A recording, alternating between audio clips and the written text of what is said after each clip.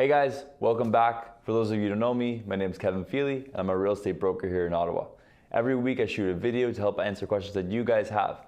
So any questions you guys have about buying or selling a home, about the Ottawa real estate market, about investing, or even how to be successful as a realtor, please put it in the comments below and I'll make sure to make a video about it in the future. And if you haven't done it yet, please hit that subscribe button on YouTube. Make sure you're notified of all of our videos coming forward. As you guys might know, as the real estate market became red hot the last 2 years, it became less and less common for people to do home inspections. But as we see the market slow down, we're now seeing the conditional sales happen more and more, and people start to do more and more home inspections. But today, we've identified the 11 most common items that, if not dealt with, could cost you dearly on a home inspection when selling your home. A lot of sellers think that it's up to the buyer to do the home inspection, and that's true. But as a seller, you want to be ahead of the game. And once you know the 11 most common things, you can actually find out most of them by doing your own pre-inspection.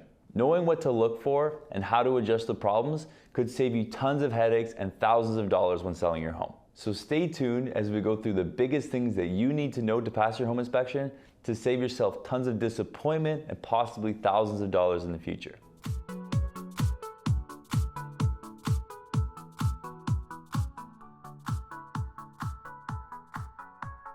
So number one is going to be defective plumbing. Defective plumbing can manifest itself in two different ways: leaking and clogging. A visual inspection can detect leaking, and an inspector can turn on all the faucets and flush the toilet to check the water pressure. If you hear the sound of running water, it means the pipes are undersized, and if you turn on the water and see that it's discolored, it means the pipes might be rusted, which can of course result in severe water quality issues. Home inspection tip number two is to check out for a wet or damp basement. Inspectors will check your walls for a powdery white mineral deposit a few inches from the floor. They're also going to check and see if you're comfortable enough to store things directly on the floor.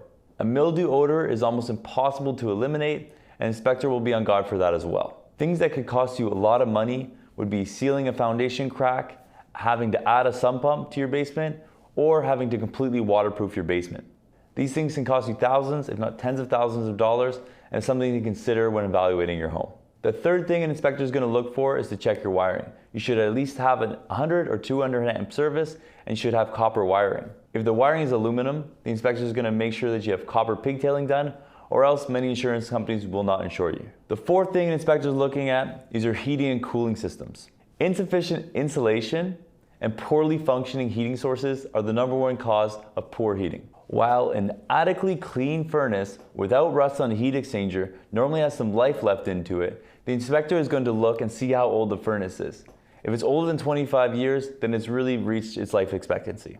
For a forced air gas furnace, the heat exchanger is going to come under special scrutiny because if cracked, it can leak deadly carbon monoxide into the home.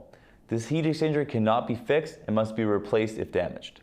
The fifth thing that we're going to look at is one of the most common things that buyers ask me, and that is, what is the condition of the roof? Water leakage from the roof can come from various different reasons, including physical deterioration, like the shingles curling or splitting.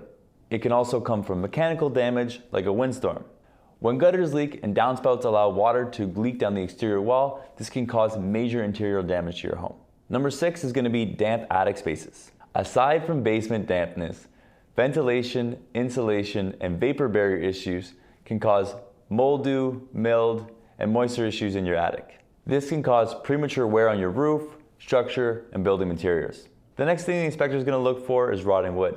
Rotting wood can occur in door frames, window frames, siding, decks, and fences. Even if the wood's been freshly painted, the inspector is going to look and see if the wood is rotting.